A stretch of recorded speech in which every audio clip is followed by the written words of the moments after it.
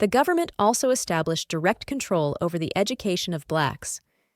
The Bantu Education Act, 1953, took black schools away from the missions, and more state-run schools, especially at the elementary level, were created to meet the expanding economy's increasing demand for semi-skilled black labor.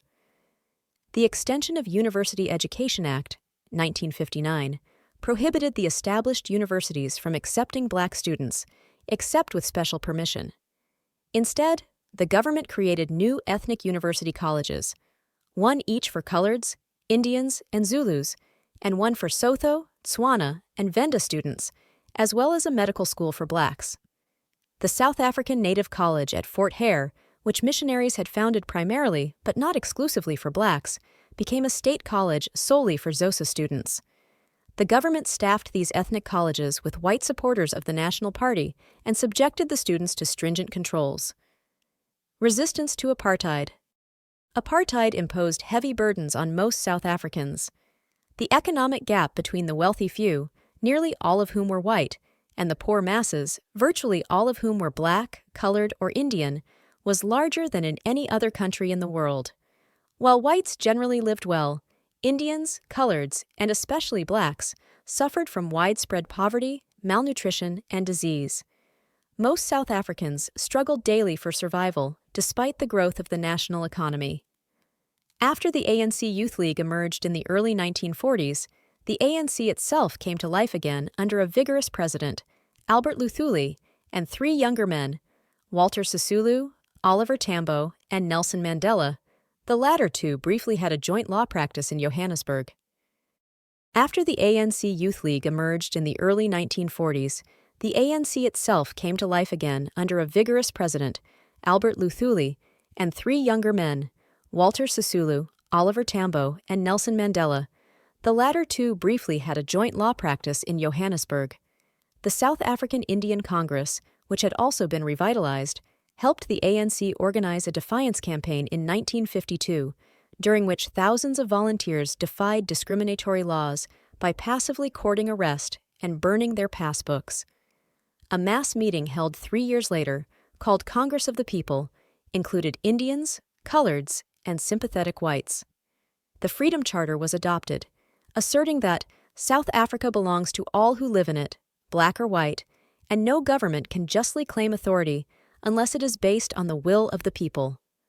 The government broke up the meeting, subsequently arrested more than 150 people, and charged them with high treason. Although the trial did not result in any guilty verdicts, it dragged on until 1961. To prevent further gatherings, the government passed the Prohibition of Political Interference Act, 1968, which banned the formation and foreign financing of non-racial political parties. Robert Sobukwe, a language teacher at the University of the Witwatersrand, led a group of blacks who broke away from the ANC in 1959 and founded the Pan-Africanist Congress, PAC, because they believed that the ANC's alliance with white, colored, and Indian organizations had impeded the struggle for black liberation. The PAC launched a fresh anti-pass campaign in March 1960, and thousands of unarmed blacks invited arrest by presenting themselves at police stations without passes. At Sharpeville, a black township near Johannesburg, the police opened fire on the crowd outside a police station.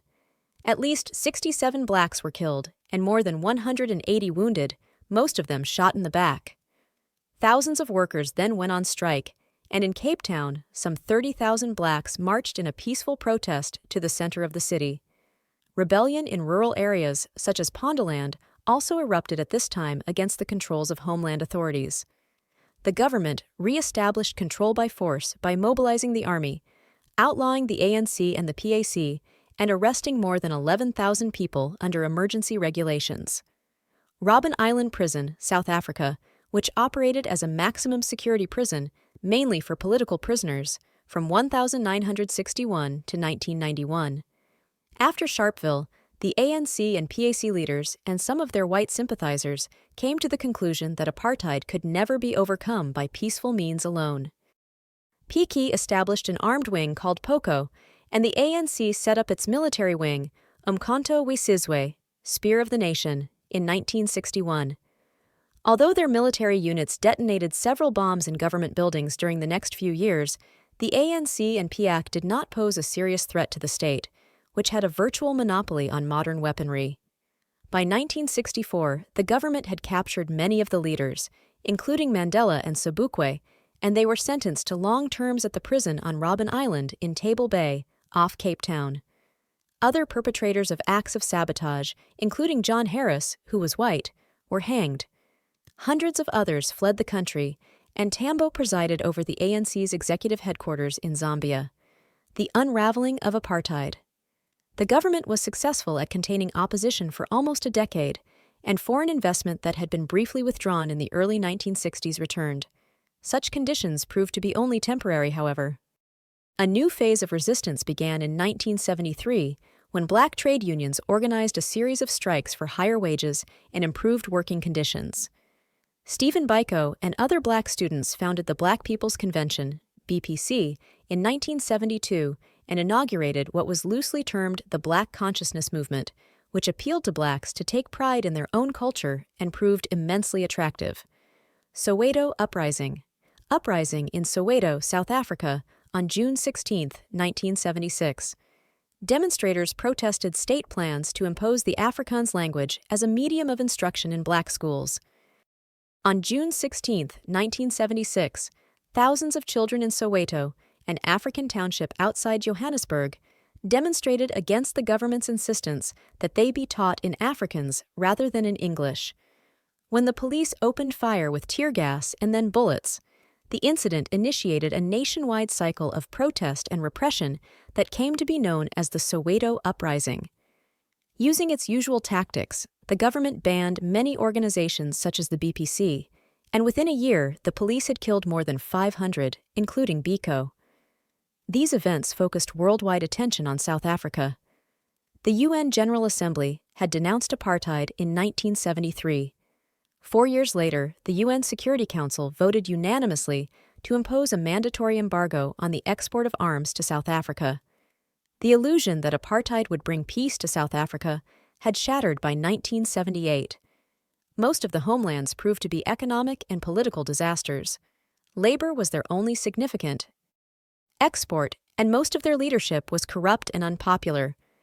The national economy entered a period of recession, coupled with high inflation, and many skilled whites emigrated. South Africa, increasingly isolated as the last bastion of white racial domination on the continent, became the focus of global denunciation. At that time, the leadership of the National Party passed to a new class of urban Afrikaners, business leaders and intellectuals who, like their English-speaking white counterparts, believed that reforms should be introduced to appease foreign and domestic critics. Peter W. Botha succeeded B.J. Vorster was Prime Minister in August 1978, and his government introduced some reforms, but it also increased state controls.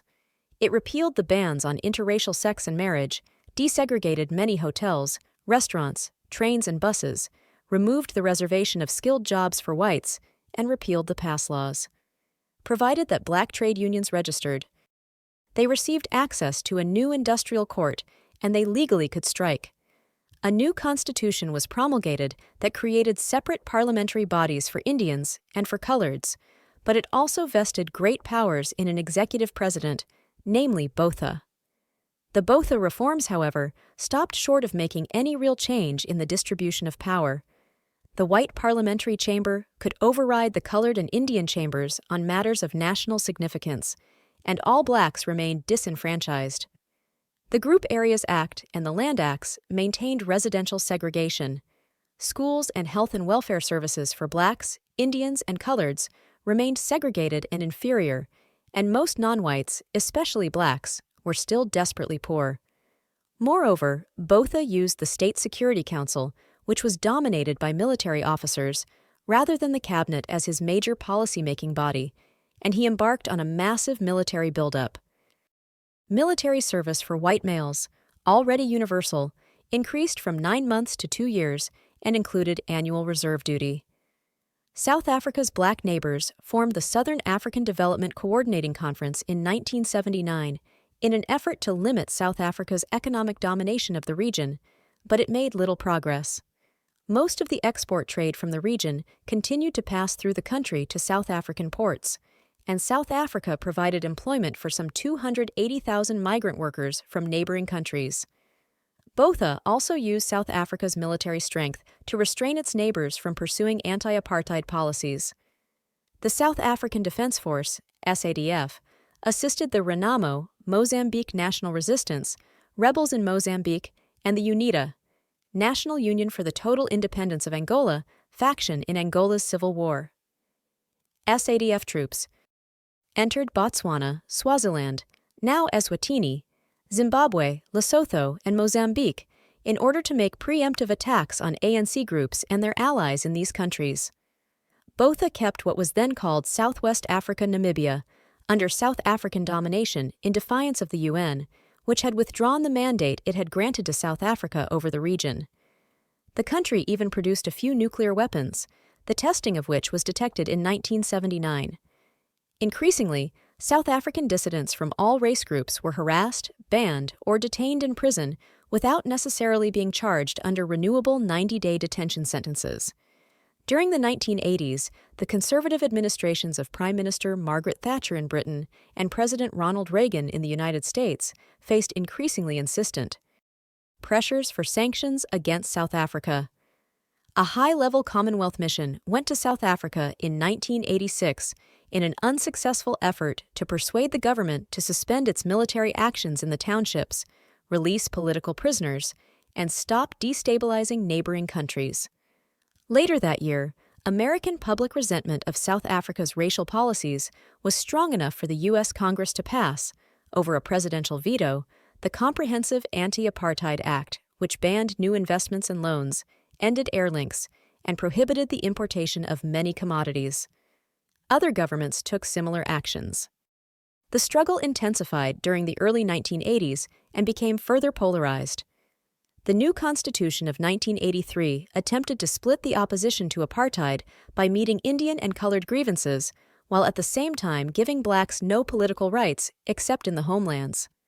In response, more than 500 community groups formed the United Democratic Front, which became closely identified with the exiled ANC.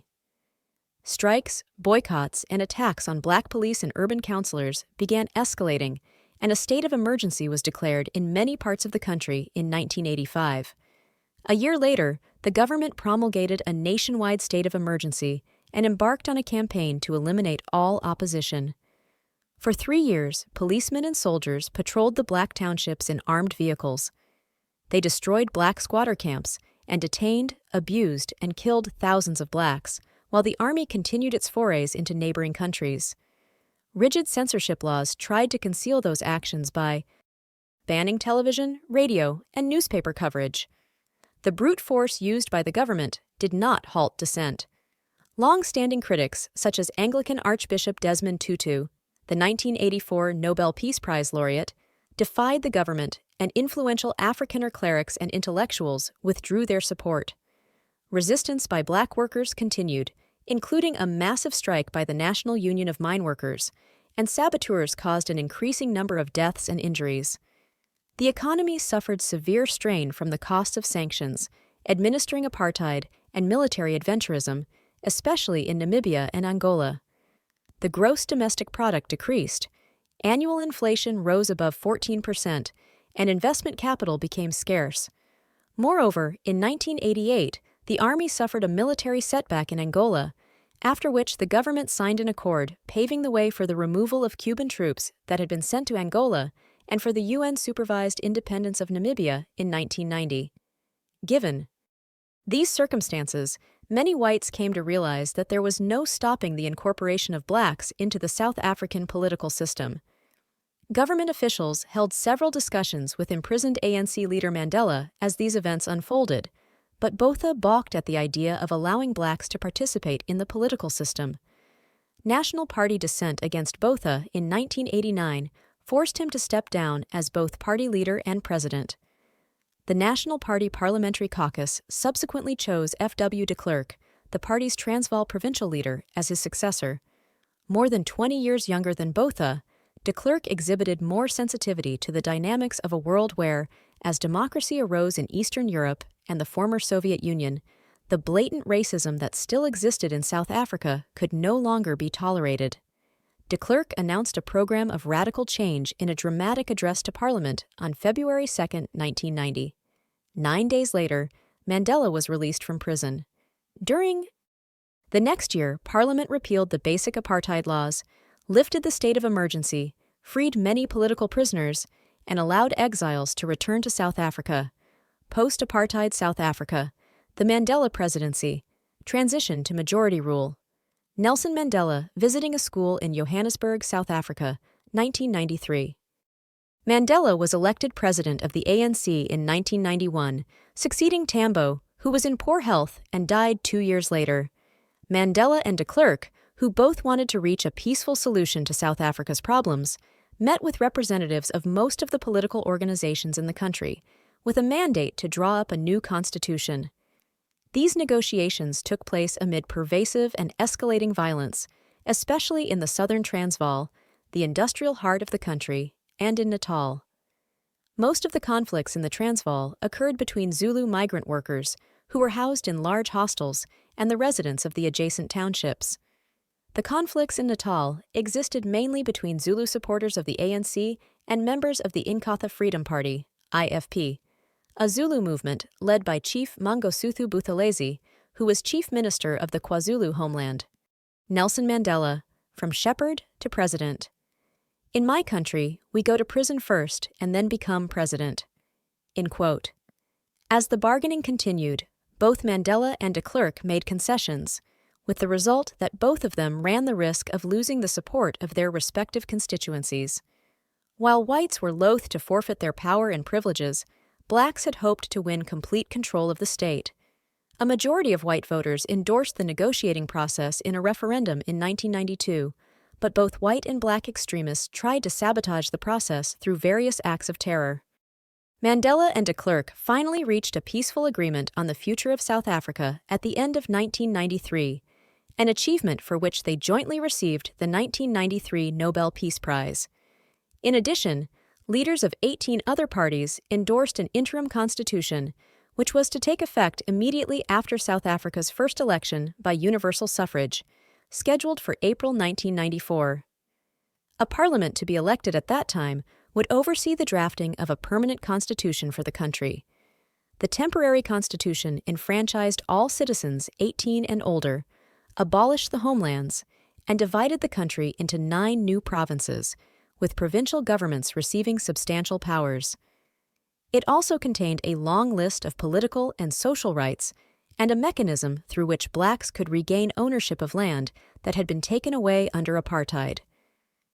Nelson Mandela, 1994, election. Nelson Mandela, voting in South Africa's historic 1994 election, the first time in the country's history that all citizens, regardless of race or ethnicity, were allowed to vote. The ANC won almost 2/3 of the 1994 vote, the National Party slightly more than 1/5, and the IFP most of the rest. All three received proportional cabinet representation.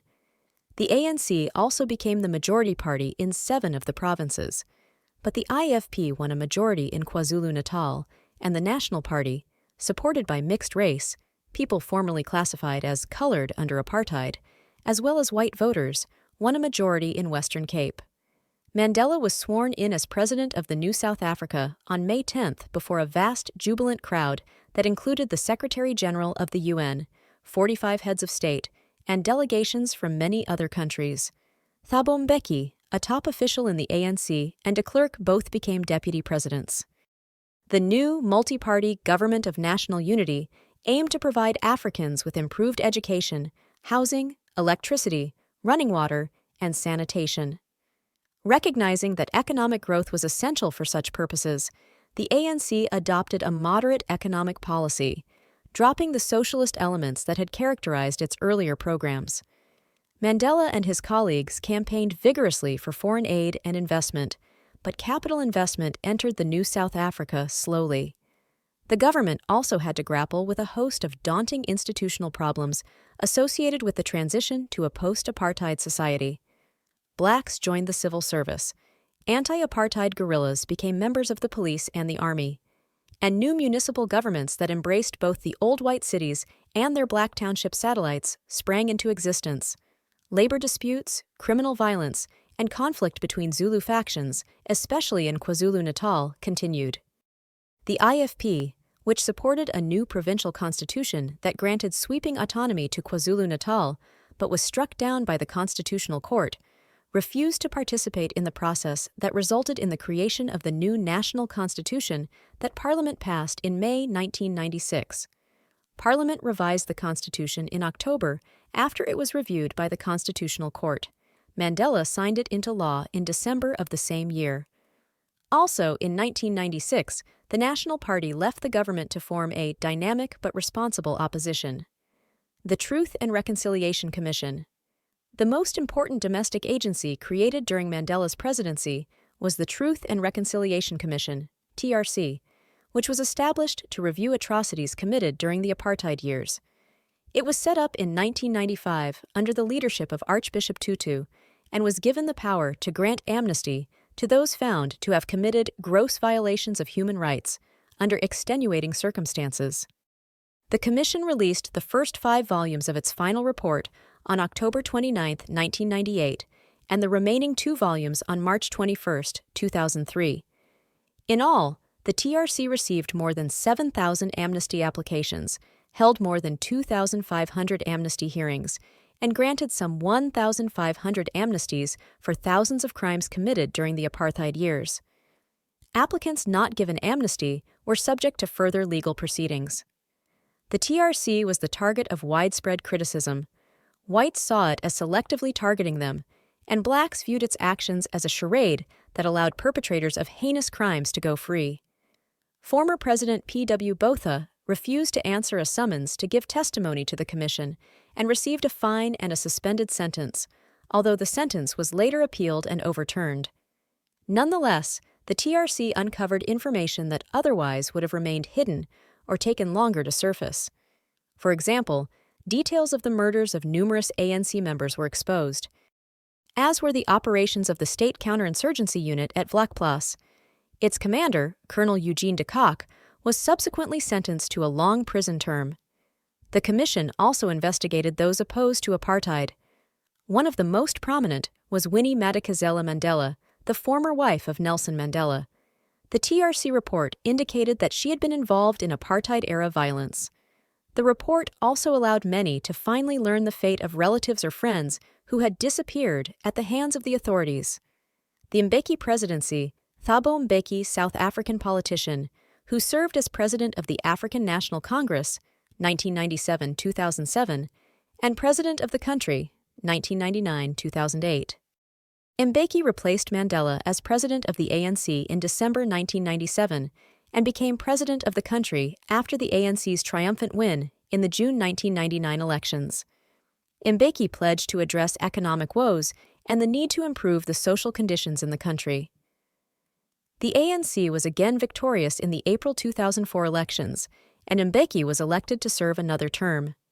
South Africa had entered the 21st century with enormous problems to resolve, but the smooth transition of power in a government that represented a majority of the people, something unthinkable less than a decade earlier, provided hope that those problems could be addressed peaceably. Leonard Monteith Thompson, Julian R.D. Cobbing, corruption charges against Deputy President Zuma. In March 2005, Deputy President Jacob Zuma, who was widely held to be Mbeki's successor as president of the ANC and, eventually, as president of the country, was dismissed by Mbeki amid charges of corruption and fraud. The next year, Zuma stood trial for an unrelated charge of rape. He was acquitted of rape in May 2006, and the corruption charges were dropped later that year. Despite the repeated allegations of wrongdoing, which his supporters claimed were politically motivated, Zuma remained a popular figure within the ANC and was selected over Mbeki to be party president at the ANC conference in December 2007, in what was one of the most contentious leadership battles in the party's history. Later that month, Zuma was recharged with corruption and fraud, and additional charges were brought against him. All charges were eventually dismissed in September 2008 on a legal technicality, but prosecutors from the National Prosecuting Agency, NPA, vowed to appeal the ruling. Mbeki steps down.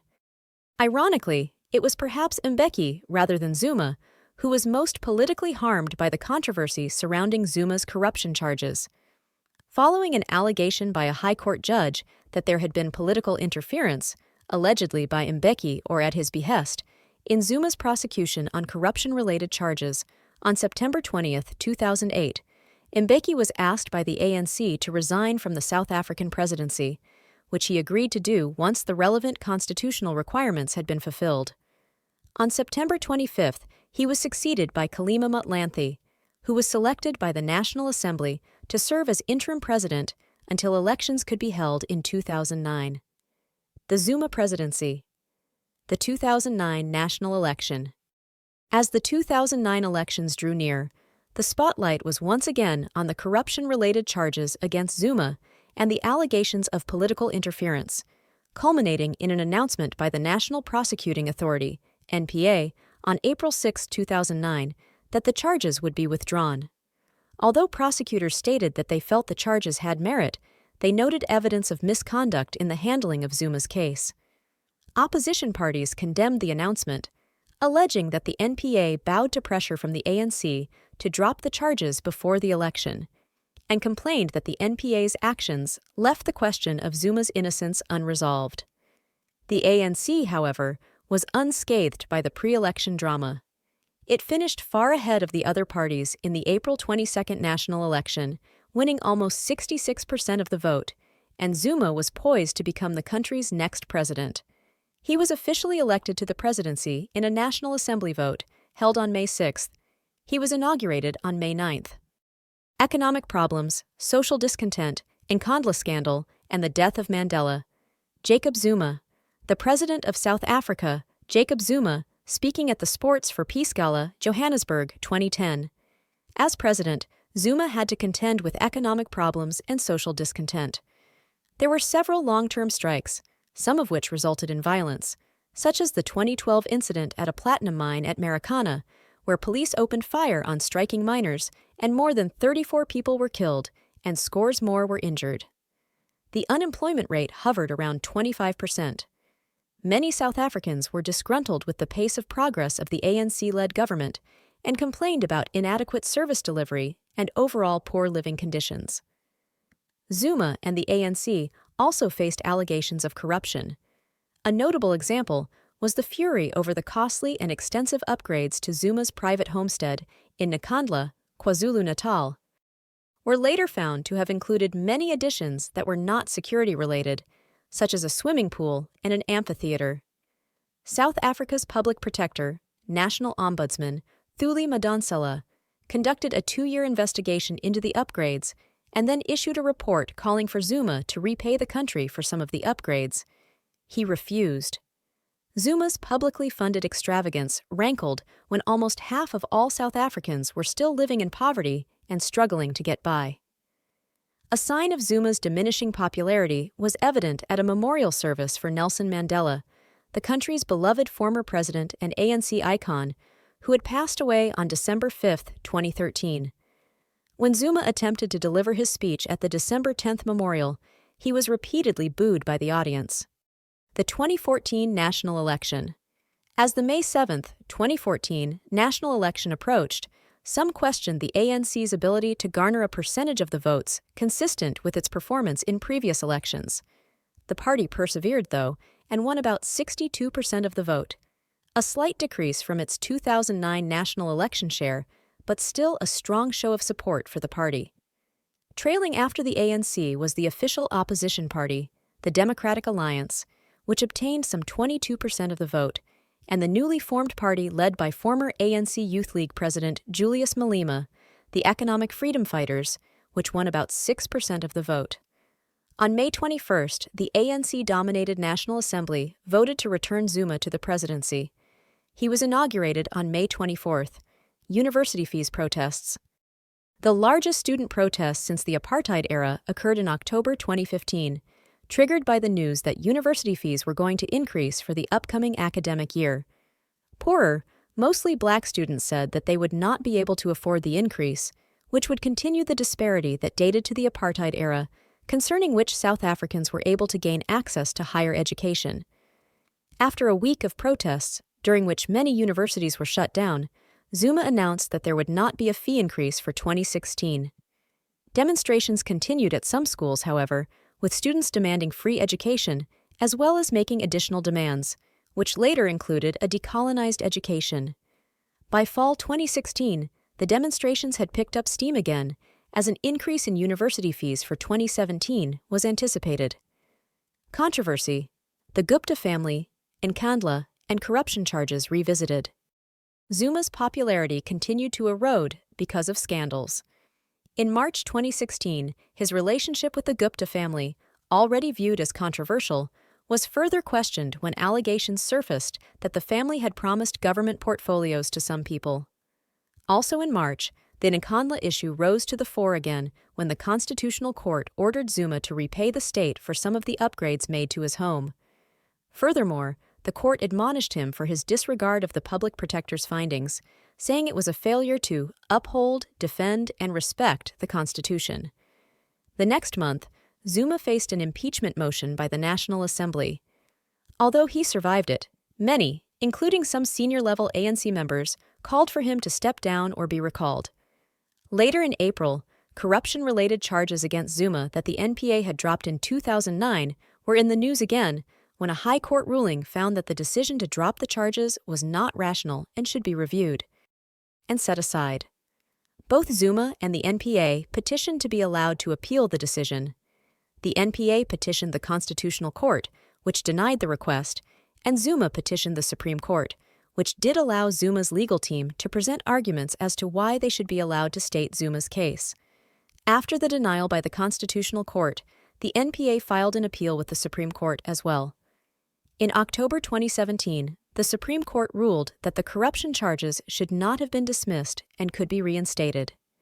After a period of review, the NPA announced in March 2018 that it would reinstate 16 charges against Zuma pertaining to corruption, money laundering, racketeering, and fraud. Meanwhile, in August 2016, the ANC experienced its worst performance in an election since the party took power in 1994. In municipal elections held that month, the ANC took less than 60% of the vote and lost control of key urban areas.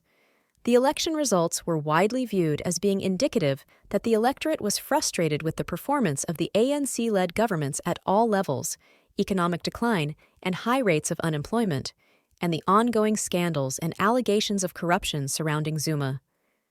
The issue of corruption was again raised a few months later when another investigative report was released by Madansella's office, this time focusing on the allegations that members of the Gupta family had wielded undue influence on Zuma and other officials. The report, which had been due to be released in mid-October, was initially delayed by a legal challenge from Zuma. He withdrew his challenge on November 2nd, and the report was released later that day. It did not accuse Zuma or anyone else of having committed crimes, but it did mention several instances of possible wrongdoing and requested that the allegations be further investigated by a judicial inquiry team. The report led to a vote of no confidence against Zuma in the National Assembly, but it did not pass. Zuma's resignation. The Nkandla controversy made news again, this time in December 2017, when the Constitutional Court ruled that the National Assembly had failed to fulfill its obligation to hold Zuma accountable for his actions as they pertained to the scandal. The court instructed the body to establish procedures for the removal of a president from office that would need to be followed in the future. The case, which had been brought to court by the EFF and other opposition parties, and the ruling added more pressure on the scandal-beleaguered Zuma and ANC, raising the specter that Zuma would again face impeachment proceedings or that the ANC would try to force him to resign beforehand in order to avoid the political damage such proceedings would generate in the run-up to the 2019 national election. The latter scenario did indeed happen. After several meetings and negotiation sessions, on February 13, 2018, the ANC announced that it had recalled Zuma. He was expected to respond to the party's recall notice by February 14th, the presumption being that he would acquiesce to the party's request and resign. Although Zuma initially responded to the recall notice by stating that he was being unfairly treated by the ANC and that he had done nothing wrong, he did resign on February 14, 2018. Cyril Ramaphosa, a successful businessman and popular anti-apartheid figure who had narrowly been elected president of the ANC in December 2017, was also deputy president of the country, and, as such, he automatically became acting president upon Zuma's resignation. Ramaphosa was officially elected president by the National Assembly and sworn in the next day. The Ramaphosa presidency. Accomplishments and challenges. With Ramaphosa's past business success and his commitment to fighting corruption, his ascendancy to the presidency brought much optimism in South Africa and abroad. He quickly ordered probes of alleged corruption at two government-controlled entities, Eskom, the electricity utility, and Transnet, a transportation and logistics company. In February 2019, Ramaphosa announced the creation of a special tribunal to expedite the handling of corruption cases and to recover stolen public funds. It began work in October. Although Ramaphosa and his administration made some positive strides, the scope of the challenges they faced, as well as resistance from others in the ANC aligned with Zuma, limited how much progress could be achieved.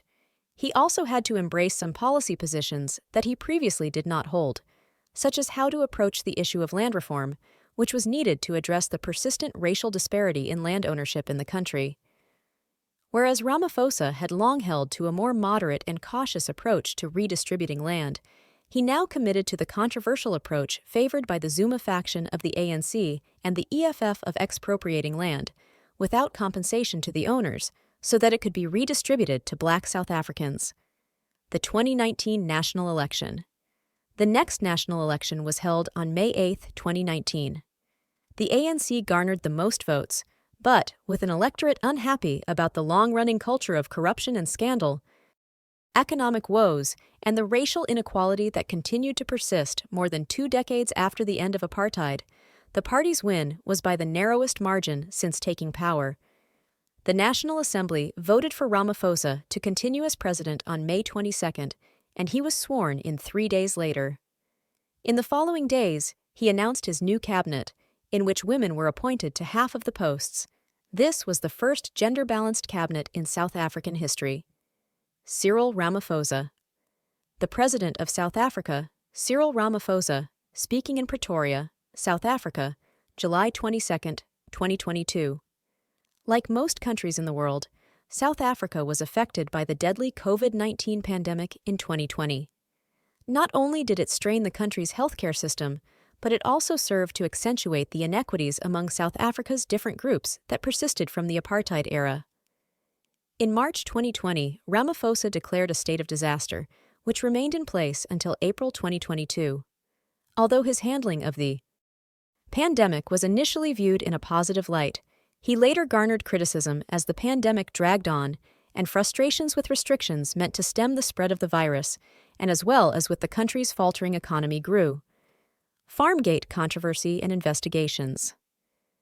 Ramaphosa's reputation as being tough on corruption took a hit in June 2022 when he was accused of criminal conduct. Arthur Fraser, an ally of Zuma and previous head of the country's state security agency, filed a complaint alleging that Ramaphosa had covered up a theft in 2020 of at least $4 million in foreign money that had been kept in a couch at Ramaphosa's Fala Fala game farm. Fraser also alleged that Ramaphosa had been involved with the kidnapping and bribing of suspects in the robbery. The allegations raised several questions, including where such a large amount of foreign currency came from and if it had been properly declared by Ramaphosa. Ramaphosa attempted to refute the claims of misconduct, explaining that a smaller amount of money had been stolen from Fala Fala in February 2020 at a time when he was not there, and that he reported the theft once he had been made aware of it. He claimed that the stolen money was from the sale of animals from his game farm in late 2019. However, the appearance of misconduct persisted when the details provided by Ramaphosa and his staff surrounding the incident were sometimes vague and on occasion appeared contradictory. Notably, it did not appear that the purchased animals had actually left the farm in the years after the alleged sale. The controversy over the matter, which had become known as Farmgate, led some to call for Ramaphosa's resignation. The National Assembly opened a Section 89 investigation in September 2022 to determine whether impeachment proceedings against the president were warranted. On November 30th, the Section 89 panel report was submitted to the National Assembly. It found that Ramaphosa's actions surrounding the Farmgate scandal might have violated the country's constitution, though he rejected the report's conclusions and continued to declare his innocence. The National Assembly met on December 13th to discuss the report's findings and decide whether impeachment proceedings should be initiated against him. However, the ANC, which had the highest number of members in the body, had instructed its members to reject the call for an impeachment inquiry, so it was not unexpected when the majority of the National Assembly voted against it. Various government agencies, including the Office of the Public Protector, National Ombudsman, and the South African Reserve Bank, SARB, also opened investigations into the matter. The preliminary findings of the Public Protector's investigation, leaked in March 2023, indicated that no evidence of wrongdoing by Ramaphosa had been found. This was confirmed by the official investigation report released in June. SRB's investigation focused on whether he had violated Exchange Control Regulation 6(1), which stipulated, "Every person resident in the Republic who becomes entitled to sell or to procure the sale of any foreign currency shall within 30 days after becoming so entitled make or cause to be made a declaration in writing of such foreign currency to the Treasury or to an authorized dealer." SRB's report, dated August 2023, included a statement from the identified buyer of the animals, who referred to the money as a security deposit and said the delivery of the animals had been delayed for reasons that included the COVID-19 pandemic. SRB found that Ramaphosa had not violated Exchange Control Regulation 6(1) because the money was stolen before the sale was finalized. The investigation and report were heavily criticized by many, including members of the Democratic Alliance, DA, and other political parties. The 2024 national election. Preparations for the 2024 national election, scheduled for May 29th, differed from previous elections. This was largely due to the Electoral Amendment Act of 2023, which among its reforms included a provision for independent candidates to contest seats in the National Assembly and in provincial legislatures. Previously, one had to be affiliated with a political party in order to do so. The allowance for independent candidates meant that instead of voters having to cast one ballot to fill the seats of the National Assembly, they would now cast two.